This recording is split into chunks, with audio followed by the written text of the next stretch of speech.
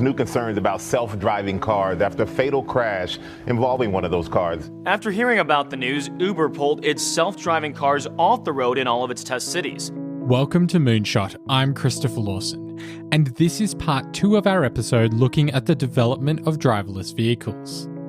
On the 18th of March 2018, an autonomous vehicle operated by Uber struck and killed Elaine Herzberg while she was crossing a dark street at night in Tempe, Arizona. It was the first time an autonomous vehicle had killed anybody, and it shook the entire industry.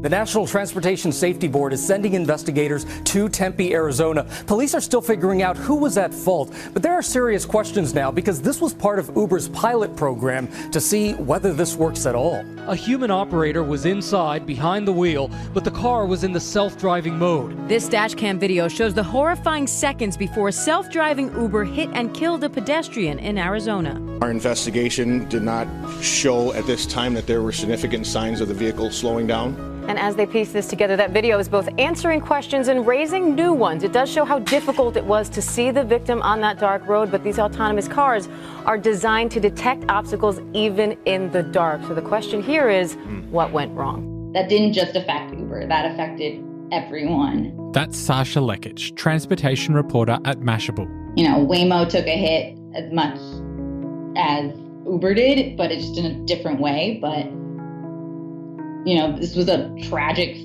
really terrible accident, and it made the whole self-driving car industry look like it couldn't go on. So, it's really important that they all communicate and kind of hold a firm ground all together. The Uber crash was tragic, as well as several of the recent Tesla fatalities when autopilot was on. This is Dean Pomelo, one of the pioneers of autonomous vehicles back at Carnegie Mellon University in the late 80s and early 90s. If you missed our previous episode, go back and have a listen to find out more about Dean's work on the early driverless systems. Uber may be an outlier to some extent in terms of its focus on safety. I have pretty good first or secondhand knowledge about several of the others in the industry, Waymo and Cruise, and know with pretty good authority that they take safety quite seriously. And so, if anything, if you look at the California crash statistics, they err on the side of caution. The National Transport Safety Bureau released a preliminary report in May into the crash, which found Uber's vehicle recognised Elaine 6 seconds before impact. The vehicle was equipped with all the necessary sensors, but the system took a while to actually identify what was going on. It first classified Elaine as an unknown object. It then classified her as a vehicle and then as a bicycle. And she did have a bicycle with her, but she was walking on foot.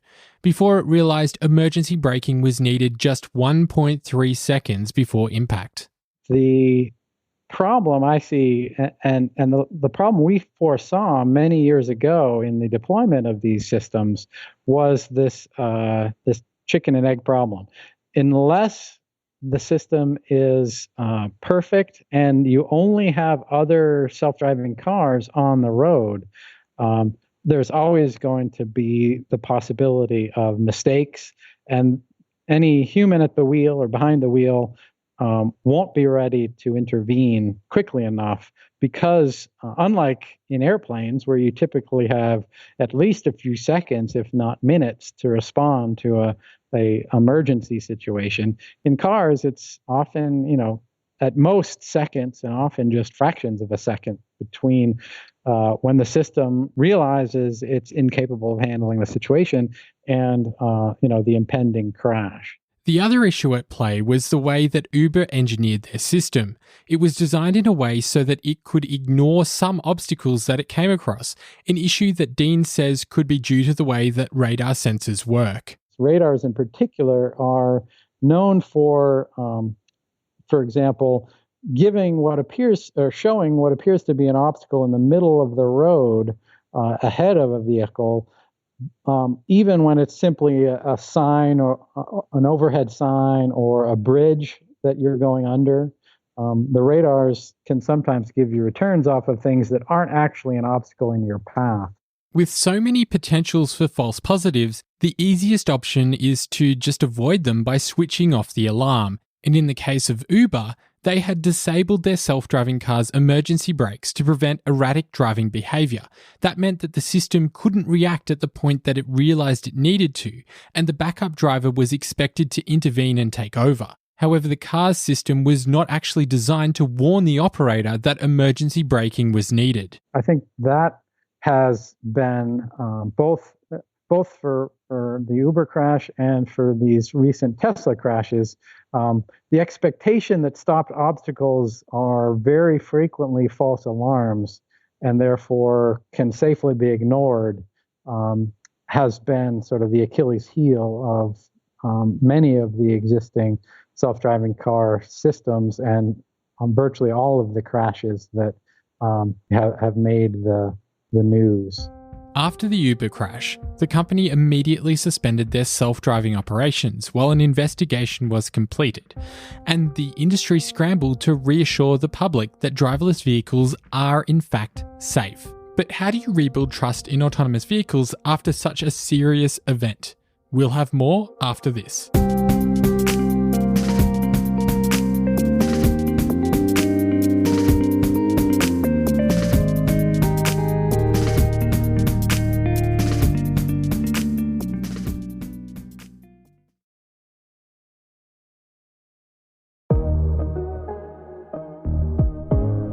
Welcome back to Moonshot. I'm Christopher Lawson. And a week after the Uber crash, Waymo's CEO John Krafcik was interviewed at the National Automobile Dealers Association conference and said at the time that Waymo's technology could have avoided the tragedy. And I can say with some confidence that in situations like that one with pedestrians, in this case a pedestrian with a bicyclist or with a bicycle, we have a lot of confidence that our technology would be robust and would be able to handle situations like that one.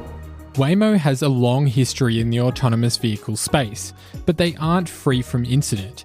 There have been many reports of Waymo's vehicles being involved in crashes. However, the majority of autonomous vehicle incidents are due to other road users not realizing that the vehicle is about to stop.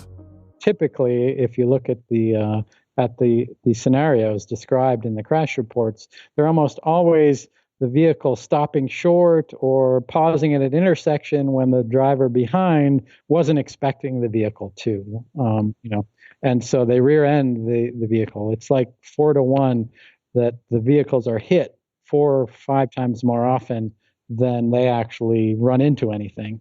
And that's both because they have attentive safety drivers who take over when there is a threat that the autonomous vehicle itself will run into something, and because the software itself is designed to be very conservative, and I think rightfully so, to err on the side of caution, and that was something that it appeared that Uber wasn't on board with. They were being a little bit aggressive in staying engaged or ignoring potential obstacles because there will almost certainly be false alarms.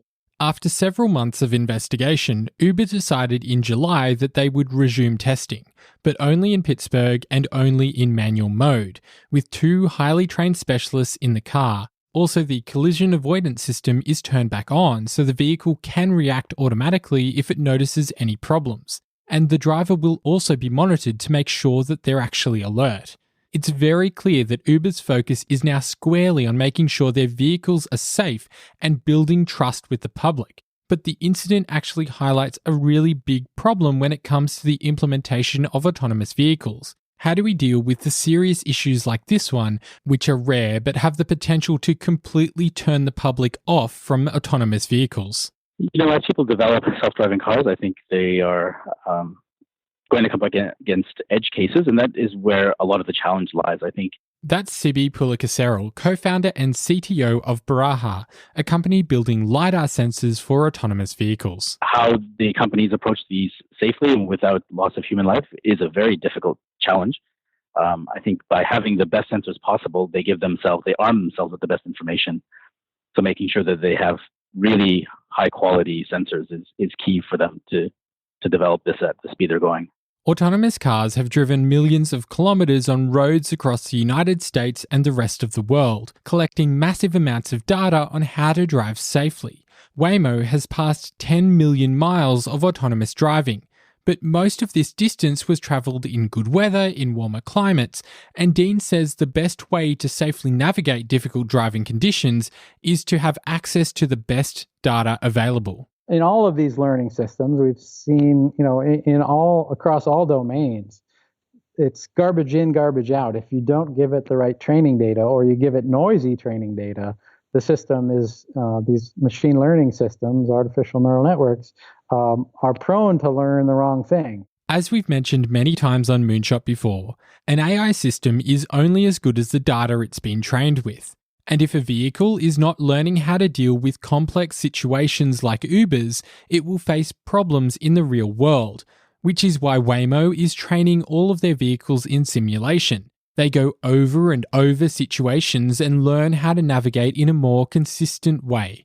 And a lot of these issues being faced now are actually very similar to the problems that Dean faced back in the early 90s when working on the NavLab. What's fascinating to see is that, two things that came together in those early days, artificial neural networks and self-driving cars, are sort of the hot topics again in both the broader AI community, but using artificial neural networks to improve self-driving cars is basically what everyone is doing now. All of the leading self-driving car companies, including Tesla, are using deep learning networks to do much of the driving, and that was exactly what we were doing back then. So I've actually suggested, I consult on for several of those companies, and have suggested, you should go back and look at some of my PhD thesis, because many of the problems that they're trying to deal with today, I had to solve back then, and had some clever ways of doing it. One of the issues that Dean spent a lot of time figuring out was how to train an autonomous vehicle for the edge cases we were speaking about earlier.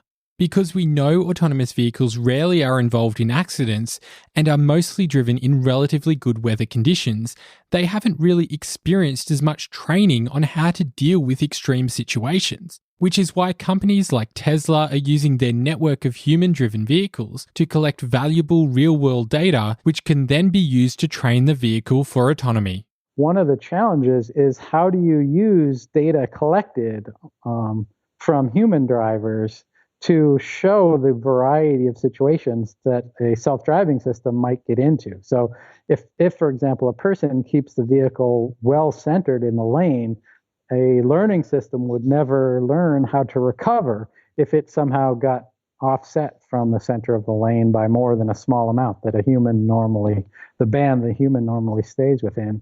And so, a lot of companies have been using simulations to try and, show a learning system, a neural network, what it looks like when the vehicle gets far from the center of the lane, because in the live data, you never see that, or very rarely see that. And so I had a number of clever ways in my PhD thesis to transform the image in software to make it appear that the vehicle was offset to one side of the lane or the other, and then adjust the correct answer, the steering direction that would be appropriate, based on a model of how you recover, or how a person would recover if they ever encountered such an extreme situation. But assuming that you can build a reliable autonomous vehicle that can react in all types of situations without error, what does the future for those vehicles actually look like? We'll have more on that right after this break.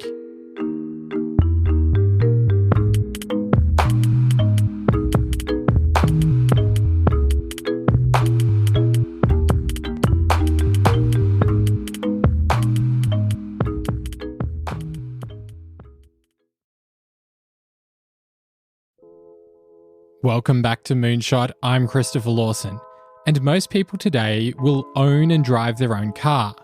But once vehicles can drive themselves, will car ownership be necessary at all? as we mentioned in our episode on designing a driverless city, Waymo and Uber are both working to develop their own fleets of autonomous vehicles, replacing individual cars with an on-demand autonomous ride-hailing system. Think of what Uber is today, but the car that turns up will be driving itself. And this idea that you won't own your own vehicle is becoming really popular, although many manufacturers are working on autonomous vehicles that people might be able to purchase from around 2021. Most technology companies working in this space see car ownership as a thing of the past. There'll be a fleet of these automated taxis running around picking people up, which I think overall has a positive benefit, that we don't then have a whole car park here at Bosch of people's vehicles sitting in there 8 hours a day doing nothing. The utilisation of assets is much better, and I think people will tend to operate or use mobility as a service in the future much more. That's Chris Woods, the Regional President of Chassis Systems Control at Bosch Australia. Bosch is working together with Mercedes-Benz to build a fleet of autonomous urban taxis that can be hailed at any time, removing the need for individuals to own cars. And it's expected that service will have their final car design by around 2022. The average driver in the US and Australia only spends about an hour on the road each day, which means their car is parked somewhere for the other 23 hours, doing absolutely nothing.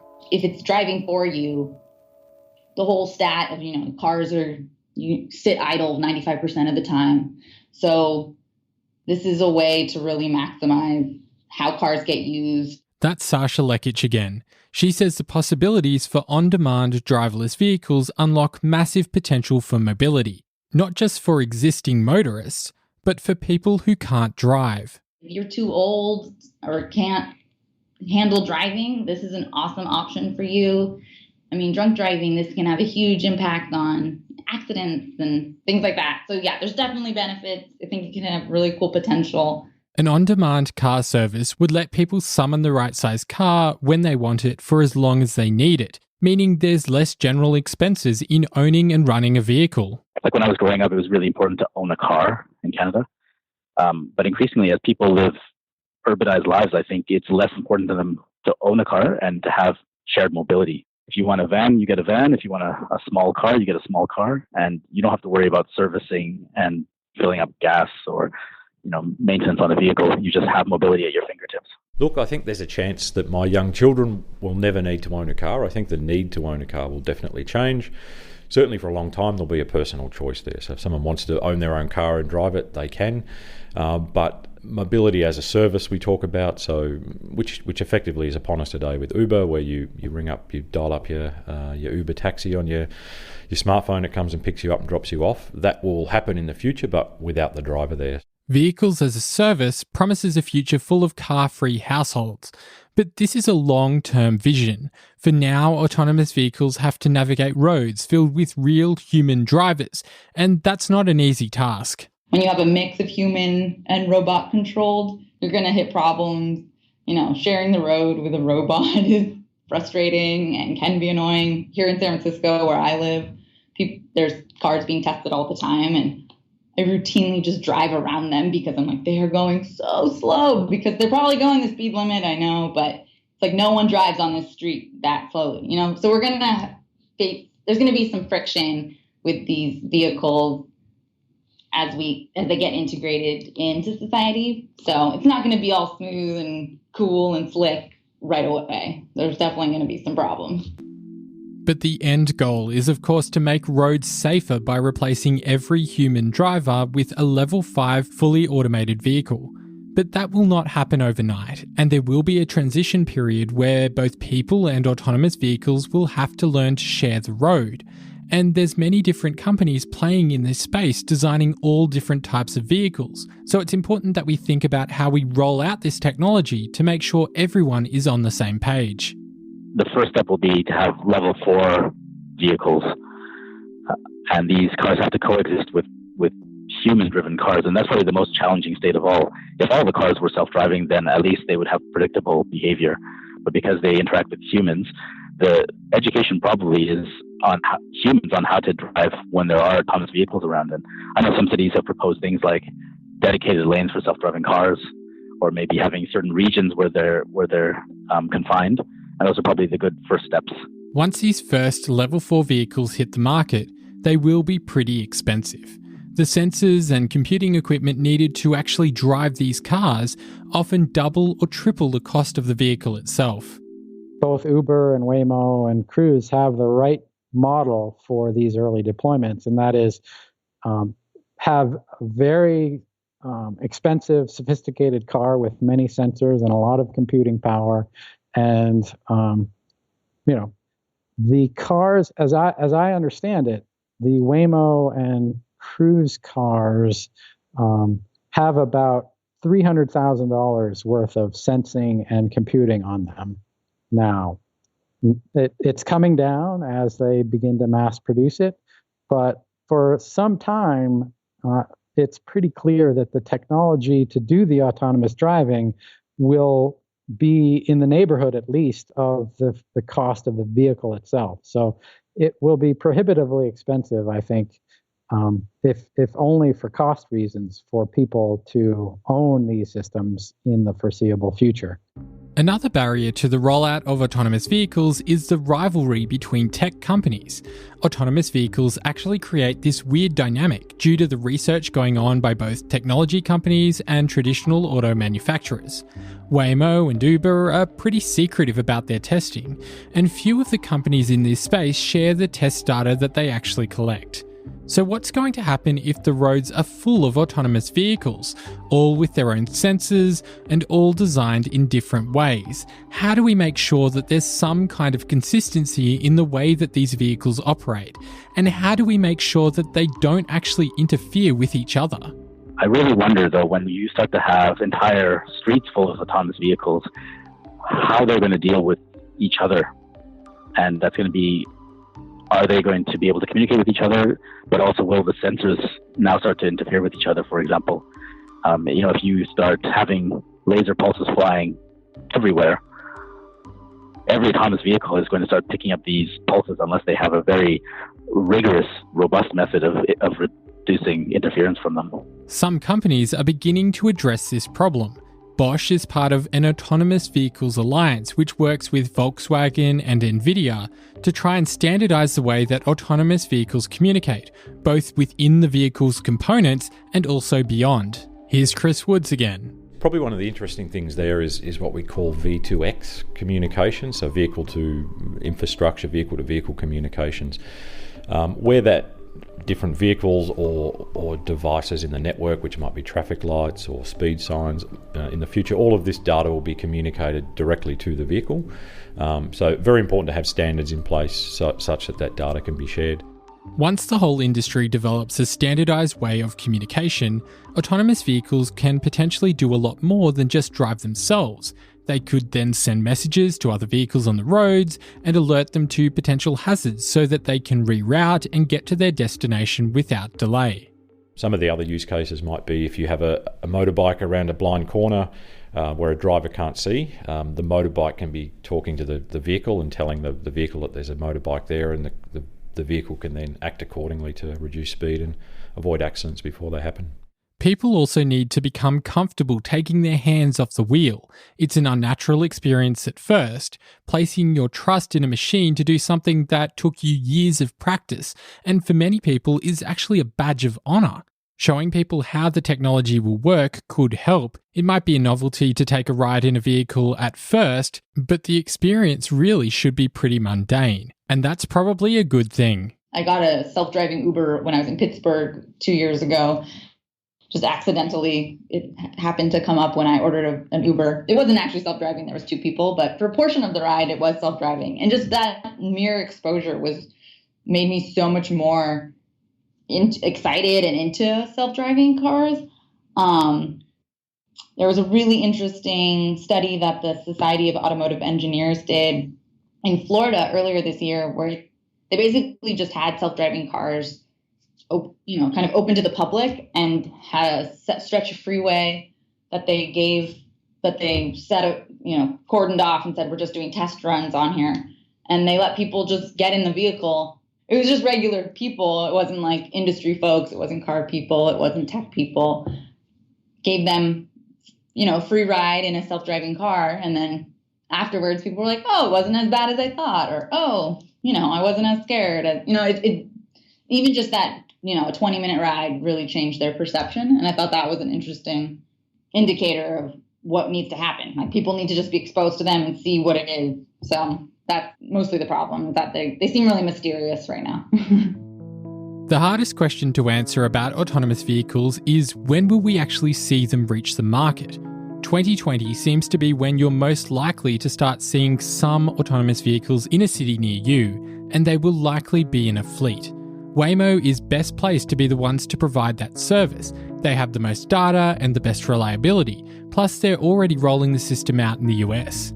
Uber could also provide much needed infrastructure and an existing user base worldwide. Then you should also consider Tesla, which has long said that their vehicles could potentially become fully self-driving with a simple update to their autopilot system. However, the timeline is frequently pushed back, and given they have a fairly limited track record, you would anticipate that they might need more data and research before that becomes a reality. And let's not forget the traditional car manufacturers, who might be a couple of years behind, but could dramatically lower the price to entry. But more than 20 years on from the No Hands Across America trip, Dean says we're not likely to see full autonomy in production cars anytime soon. My car, finally, after 25 years, I have a Honda that has lane keeping assist and lane departure warning. And those are the kinds of things that I think we will be seeing more of, maybe more sophisticated versions of them, but not too much more in the way of fully automated driving for decades to come. Does that disappoint you that you were driving an autonomous vehicle in the early 90s and now your existing Honda doesn't have those same abilities? I think at the time, in fact, in 1995, we were doing this major demonstration of the state-of-the-art self-driving cars as part of the Automated Highway System project, which was a Federal Highway Administration sponsored project. It was originally scheduled to be a $100 million project to do a proof of concept in the mid-90s of self-driving cars. And so we gave rides to, I think, 3,000 people from all over, both local, just people off the street, as well as the head of the Department of Transportation in the U.S. over a 3-day period. And as part of that pitch, people were asking us, when can we expect to see this on the road? And at the time, we said it'll probably be about 20 years before you start seeing self-driving cars. Just because of all the hurdles, both technically and administratively. And 20 years later, we're just about beginning to see these sorts of deployments. So you're pretty spot on. Yeah. For example, airbags took 30 years between the time that there was a proof of concept and when they were actually commercially deployed, and they still haven't received or had full penetration. There are still lots of cars on the roads today that don't have airbags just because they're, 15 or 20 years old. And so it will be like that with self-driving cars. GM, their Super Cruise system, as well as, Tesla's autopilot, have, reasonably competent level 2 or level 3 systems today. And those will get better, and eventually, you'll be able to take your eyes off the road. But it will be, I would say, at least another decade before your average person would be able to buy a system that you don't have to be constantly monitoring.